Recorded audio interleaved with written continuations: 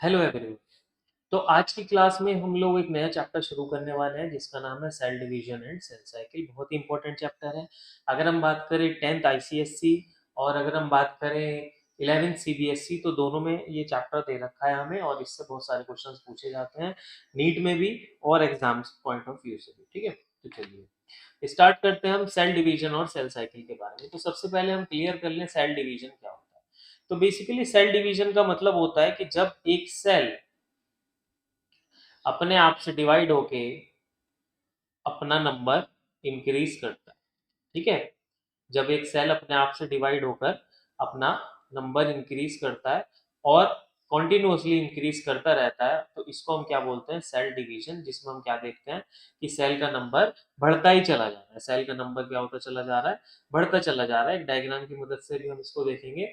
यहाँ पर हम देख सकते हैं सेल डिवीजन। देखिए इसमें आप देख रहे हैं डायग्राम में कि यहाँ पर आप देखिए एक सिंगल सेल आपको गिवन है, सिंगल सेल आपको दे रखा है, उसके बाद उस सेल में क्या हुआ, डिवीजन हो रहा है। देखो, ठीक है, और फिर फाइनली यहाँ पर आप क्या देख पा रहे हैं कि दो सेल्स प्रोड्यूस हो जाते हैं। एक से कितने सेल बन जाते हैं, दो सेल बन जाते हैं। एक ये रहा और दूसरा ये रहा। ठीक है, चलिए अब क्वेश्चन हमारे सामने राइज होता है कि why do a cell divide, कि सेल डिवाइड क्यों हो रहा है, क्या नीड है सेल को डिवाइड होने की।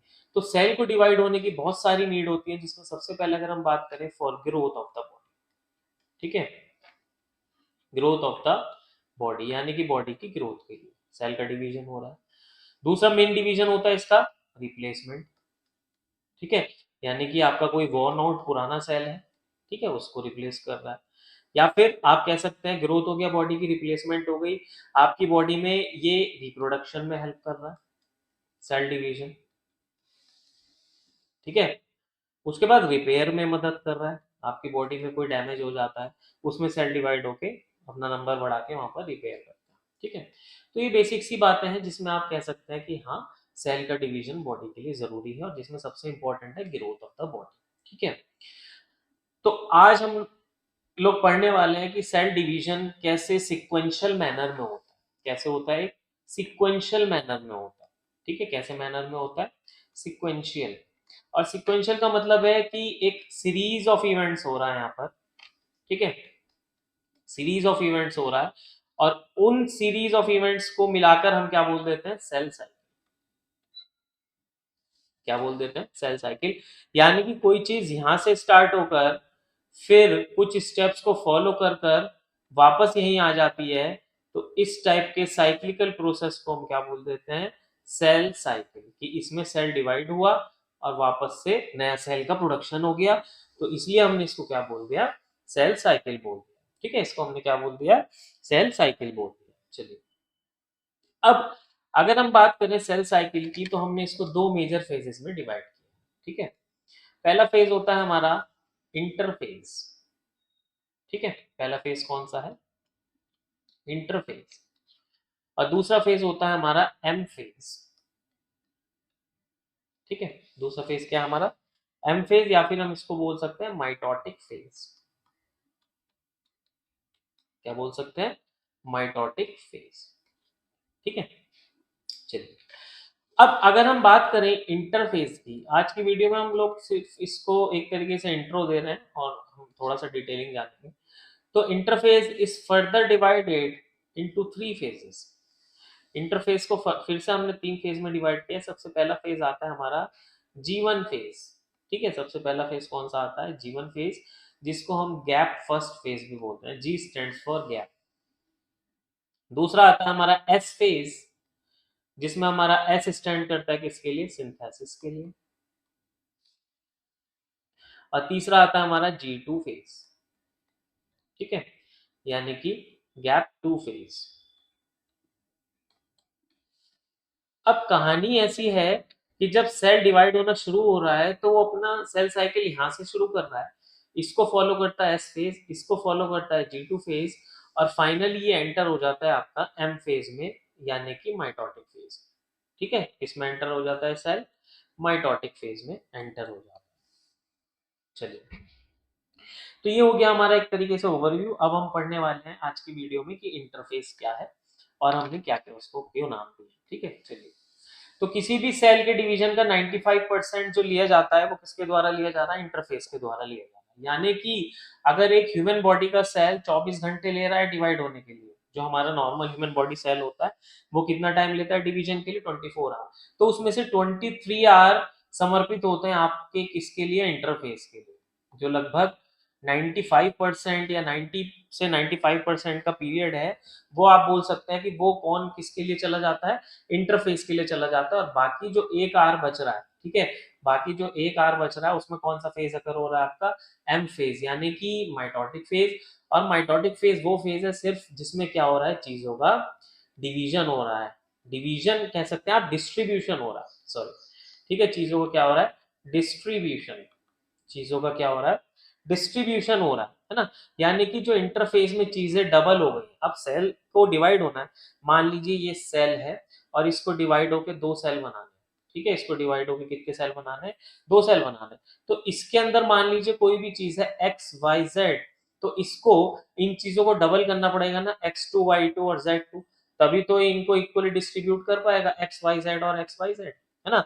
तो ये जो डबलिंग का काम हो रहा है, यानी कि चीजों का जो कह सकते हैं आप डबल होना, चाहे वो जेनेटिक मटेरियल हो, आरएनए हो, प्रोटीन हो, कोई भी चीज डबल अप जो हो रही है वो सब का सब काम किस में हो रहा है, इंटरफेस में हो रहा है, ठीक है। इसीलिए हम इंटरफेस को क्या बोल देते हैं, most active phase of the cell division, या फिर प्रीपरेटरी फेज, क्या बोल देते हैं, प्रिपरेटरी फेज। यहाँ यानी कि यहाँ पर क्या हो रहा है, प्रिपरेशन हो रहा है, चीजों का प्रिपरेशन हो रहा है, जो डेवलप हो रही है चीजें उनका प्रिपरेशन हो रहा है, ठीक है। तो हमें ये समझ में आ गया है कि इंटरफेस में क्या हो रहा है, हमारा चीजों का प्रिपरेशन हो रहा है जिससे कि वो डिस्ट्रीब्यूट हो सके एम फेज में।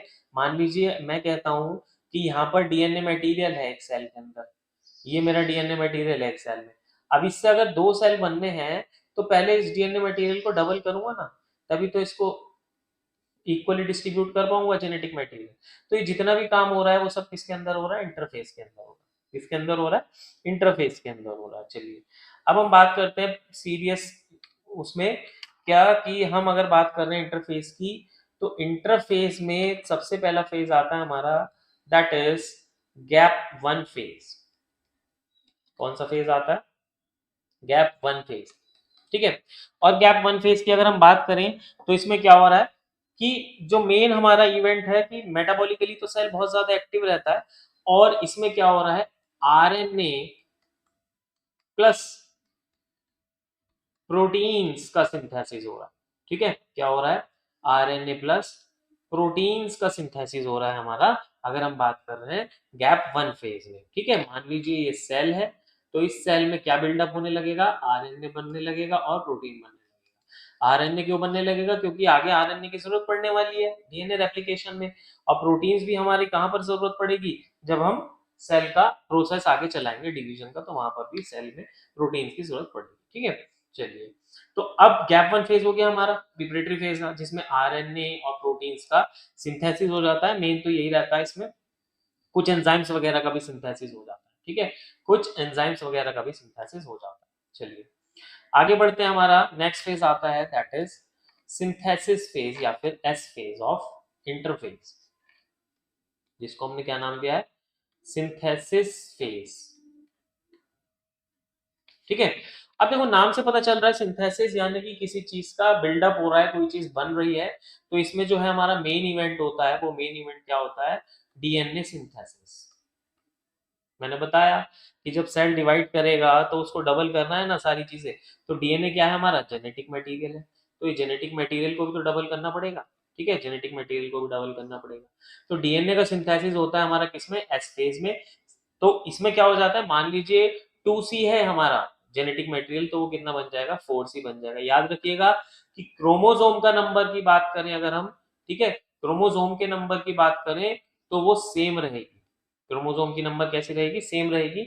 आप इसमें कंफ्यूज मत हो जाना कि मान लीजिए एक सेल में 4 क्रोमोसोम है, तो आगे चल के दोनों में 4 4 ही मिलने वाले हैं, तो क्रोमोसोम का नंबर सेम है, बट यहाँ पर क्या हो जाता है, जेनेटिक मटेरियल डेवलप हो जाता है, ठीक है, क्या हो जाता है, जेनेटिक मटेरियल, यानी कि जेनेटिक मटेरियल क्या है हमारा, डीएनए, तो जेनेटिक मटेरियल क्या हो जाता है, डेवलप हो जाता है, क्या हो जाता है, डेवलप हो जाता है, ठीक है, इंटरफेस की अगर हम बात कर रहे हैं, यानी कि एस फेज की। नेक्स्ट आता है हमारा एस फेज के बाद G2 फेज यानी कि गैप 2 फेज।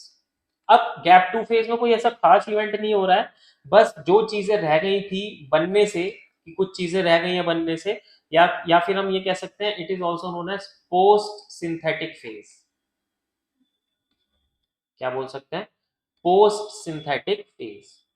अब पोस्ट सिंथेटिक फेज क्यों बोला हमने? कि जो चीजें हमारा इससे पहले के फेज में क्या हुआ, डीएनए का सिंथेसिस हुआ है, ठीक है। तो अब इसमें क्या है कि इसमें जो बचा हुआ प्रोटीन वगैरह है या आरएनए है, कुछ चीज रह गई है माइटोसिस के लिए, वो सारी चीजों का इसमें मेडअप हो जाएगा और बिल्डअप हो जाएगा। तो इसमें भी आप कह सकते हैं कुछ प्रोटीन्स वगैरह जो बच जाते हैं उनका भी क्या हो जाता है, फॉर्मेशन हो जाता है, ठीक है।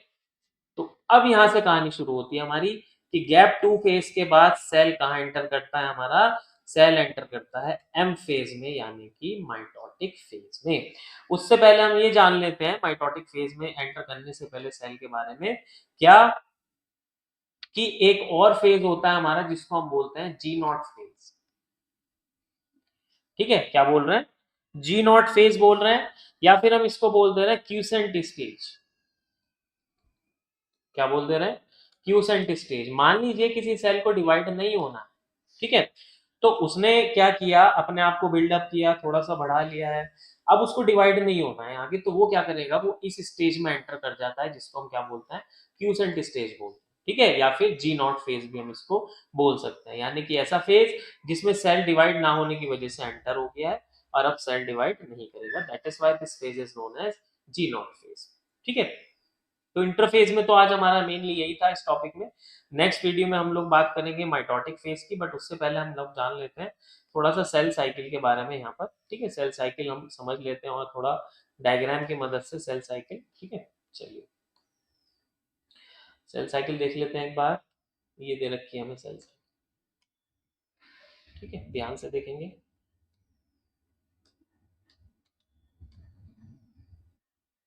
चलिए अब इसमें आप क्या देख पा रहे हैं कि ये हमारा जी नॉट के बाद अगर उसको डिवाइड नहीं करना था तो वो यहाँ से किस में चला गया, जी नॉट में चला गया।